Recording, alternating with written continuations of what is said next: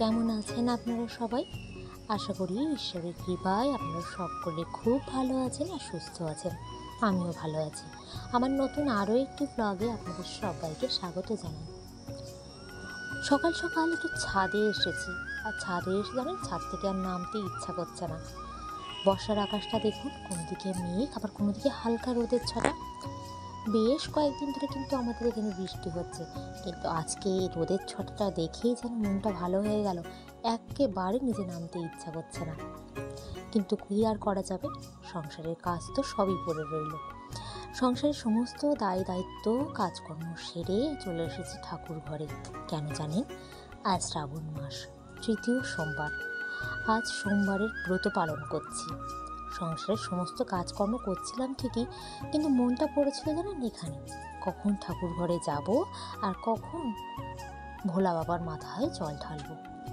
তাই তো পুজোর সমস্ত সরঞ্জাম গুছিয়ে নিয়েছি। মহাদেবের তো তেমন কিছু লাগেই না, লাগে একটু ফুল, একটু বাতাসা, একটু ধূপ, একটু বাতি, আর ওই যে দুধ, ঘি, মধু, সমস্ত কিছু। বাবা তো একটা বেলপাতাতেই সন্তুষ্ট বলেন। দেখুন সব বেলপাতাগুলো কেমন সতেজ। এই শ্রাবণ মাসটা বাবার জন্ম মাস, তাই চারিদিকে সব সবুজে ভরা। বেলপাতাগুলো একদম তরতাজা। চলে এসেছি ঠাকুর ঘরে। এই যে আমাদের ছোট্ট শিবলিঙ্গ। আর শুধু আমি নই, আমার 8 বছরের ছোট্ট মেয়েটিও কিন্তু আজকে জল ঢালবে। আগের দিন বলে রেখেছিলাম, শোনা তুমি তাড়াতাড়ি উঠে সকাল সকাল বাবার মাথায় জল ঢালবে। একটু আগ্রহ নিয়ে জিজ্ঞাসা করছিল যে মা কেন, কিভাবে জল ঢালতে হয়, সেটা তোমাকে কালকেই শিখিয়ে দেবো। আমার ওই 8 বছরের ছোট্ট মেয়েটিও বেশ আগ্রহী জানেন।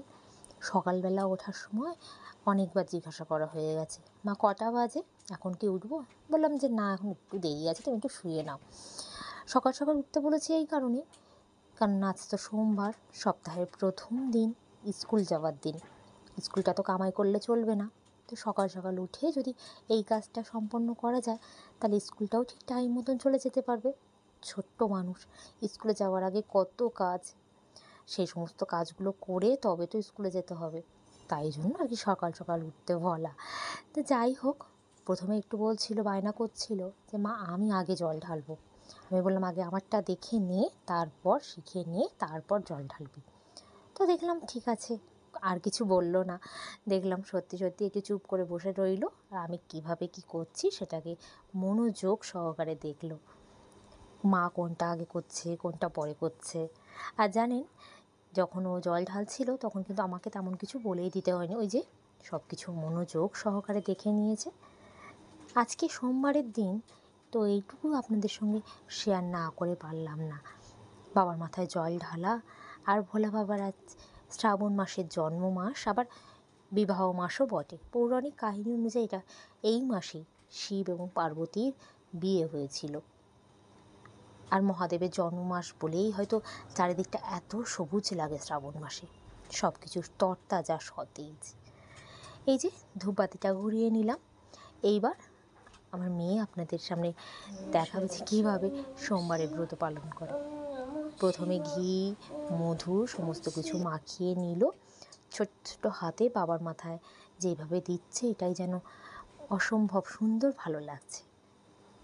চলুন আপনারা দেখতে থাকুন ও একের পর এক কী করে।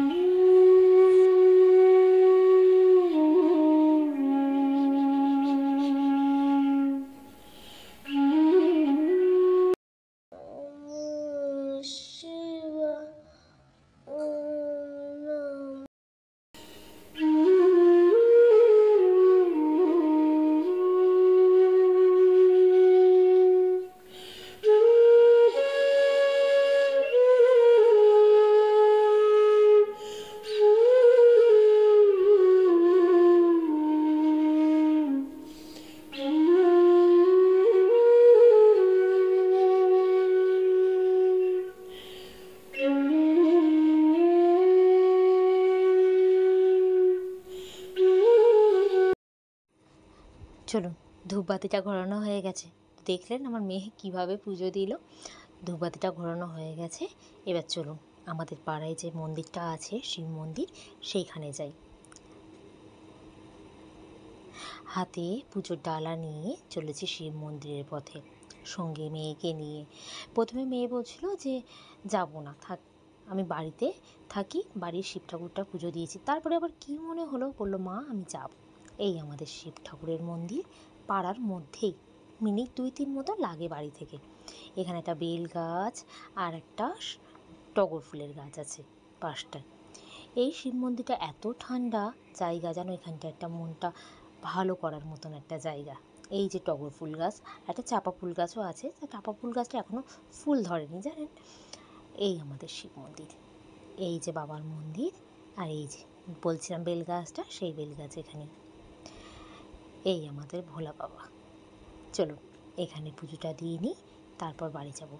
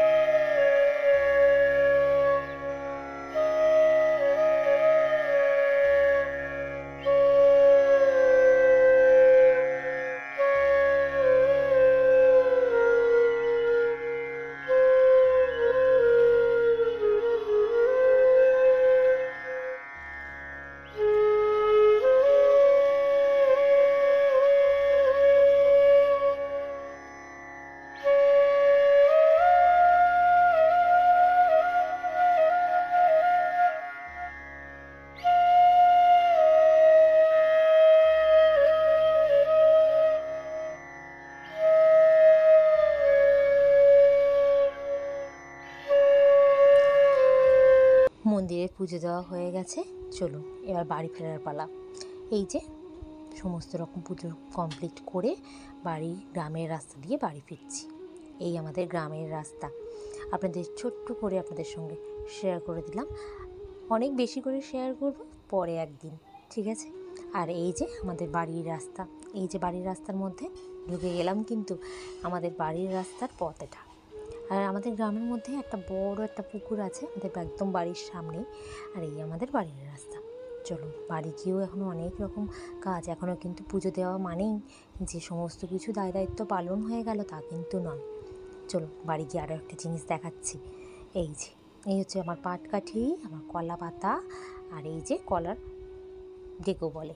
প্রথমেই বললাম এটা হচ্ছে শ্রাবণ মাস, মানে মহাদেবের জন্ম মাস। আর এখানে দেখুন ইট সাজানো আছে, আর এখানে মালসা আছে। মালসা করবো আজকে আমি। আমাদের গ্রাম্য ভাষায় এটাকে যেটা করব সেটা বলে চড়ুই, পরমান্ন, মহাদেবের প্রিয় একটা জিনিস। আমরা জন্ম মাসে বা জন্মদিনে সাধারণত পরমান্নটাই শুভ বলে মেনে থাকি। তো এইটাই আজকে আমি ভোগ হিসাবে খাবো।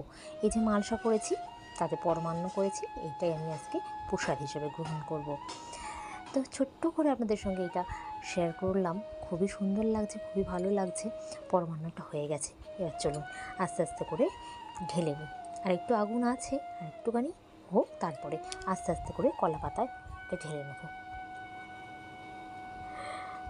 গরম গরম কিন্তু পরমান্ন, মহাদেবের প্রসাদ, মহাদেবের জন্ম মাসে মহাদেবের প্রিয় খাবার, এটাই আমি আজকে প্রসাদ হিসাবে গ্রহণ করব, কলা পাতা।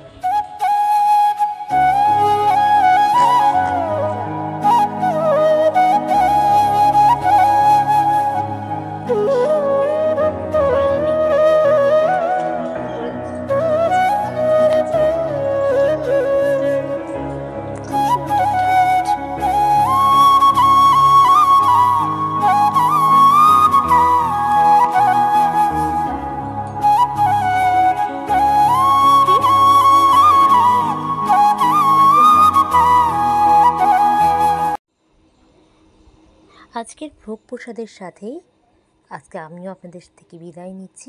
দেখা হবে নতুন আরও একটি ব্লগের সাথে।